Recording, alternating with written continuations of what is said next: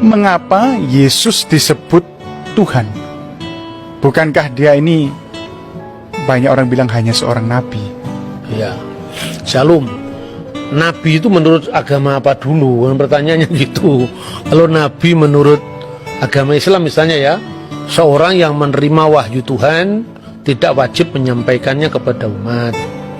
Kalau Rasul, seorang menerima wahyu dan wajib menyampaikannya kepada umat. Itu kan Islam.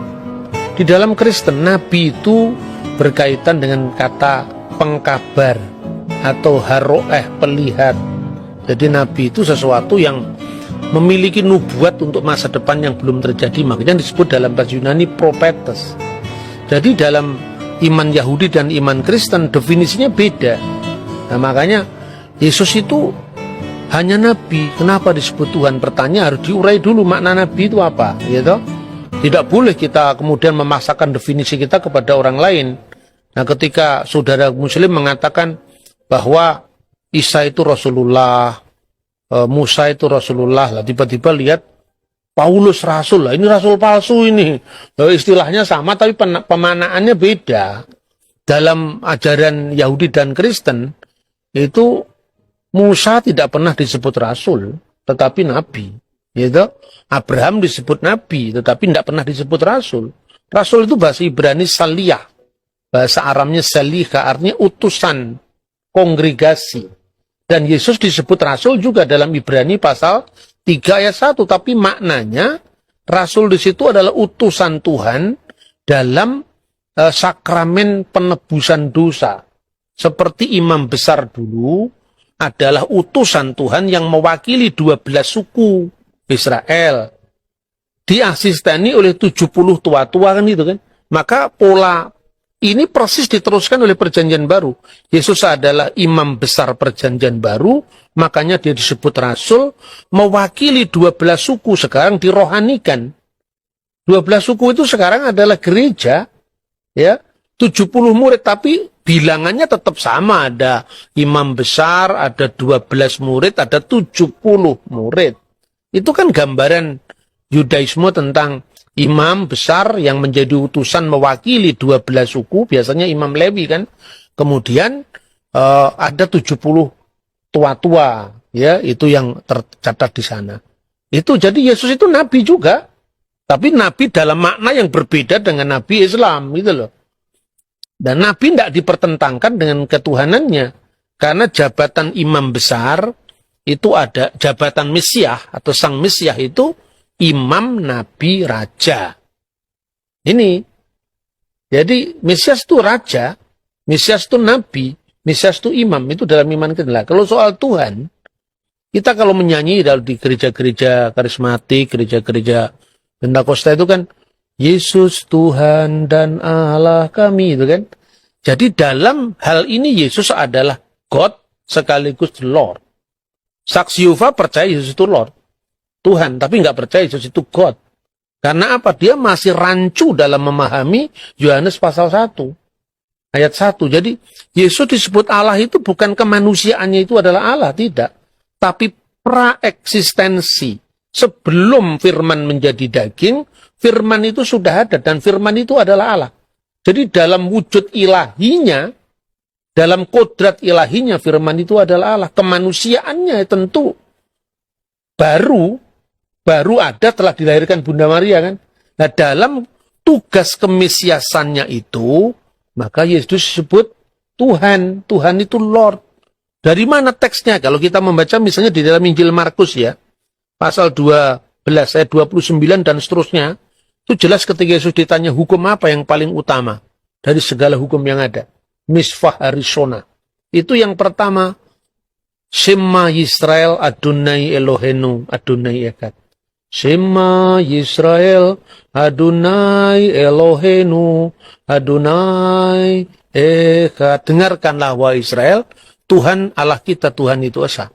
Itu yang menunjuk kepada Godhead, keilahian, divine of Jesus Christ. Jadi Yesus itu anak Daud, betul, secara daging.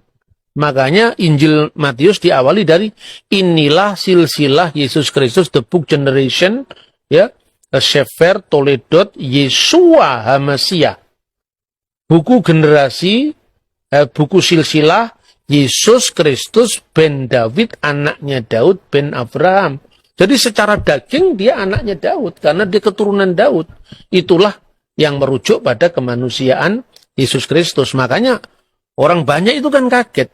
Loh, katanya di Mazmur kan dikatakan dia adalah Tuan, Adoni, Tuanku.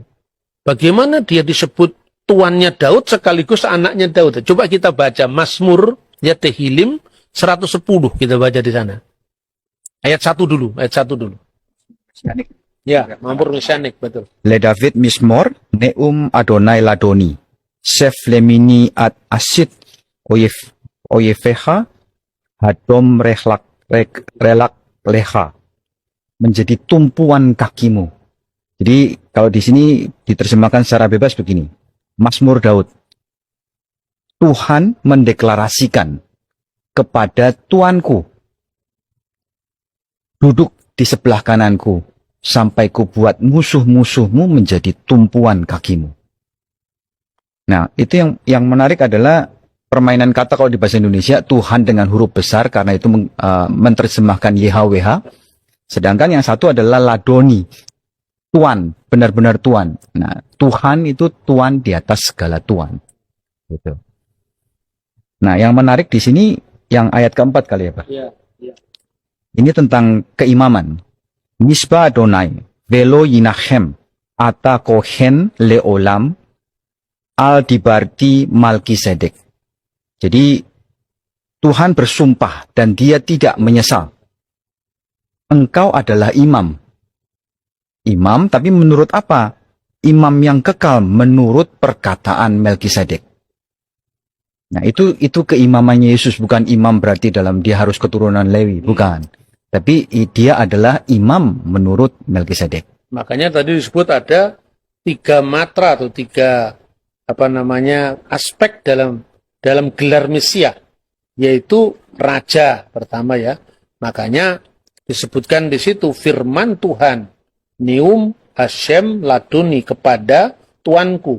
Nah, dalam bahasa Indonesia tadi betul dikatakan Mas Edward bahwa kalau Anda membaca bukunya Muhammad Yamin, Kamus Melayu abad 18-19, itu Tuan segala Tuan, itu Tuhan. Jadi huruf H di sini menekankan ketuanan di atas ketuanan. Jadi penguasa segala penguasa. Dalam makna ini Yesus disebut Tuhan. Duduklah kamu di sebelah kananku. Apa konteksnya? Bukan berarti ada 2 kursi, terus Allah di sebelah kiri, Yesus di sebelah kanan. Bukan seperti itu. Itu artinya apa? Ruang Maha Kudus, tempat Sekinah ilahi, artinya kehadiran ilahi, itu sebelah kanannya adalah istana Daud. Jadi artinya bahwa Mesias itu akan menjadi raja kekal menurut dinasti Daud selama-lamanya. Maka duduklah kamu Seflimini, duduklah kamu di sebelah Yamin, sebelah kananku, selama-lamanya. Itu aspek kerajaan.